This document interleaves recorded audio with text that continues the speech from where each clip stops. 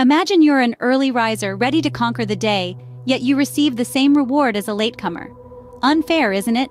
Today we delve into a captivating tale from the Bible, the parable of the vineyard workers.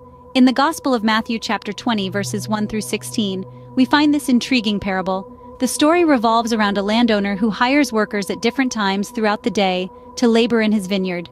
Despite the varied hours of toil, each worker receives the same wage, a denarius. The first segment of the parable introduces the landowner and the workers.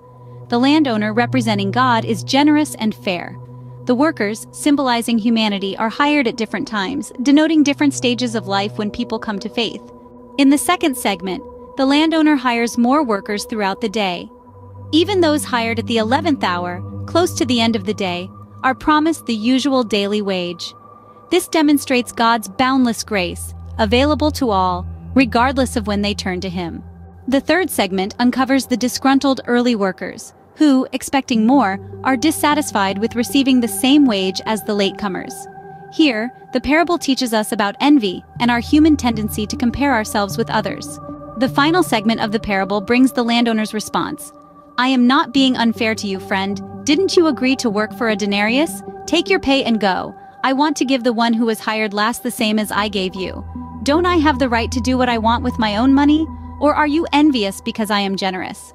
Here, the landowner, or God, reminds us of His sovereignty and His grace that knows no bounds. The parable of the vineyard workers is a profound reminder of God's infinite grace and the kingdom of heaven. It teaches us that salvation is not a reward for the good things we have done, so none of us can boast about it. It is a gift from God, given freely to those who accept it, regardless of when they come to faith.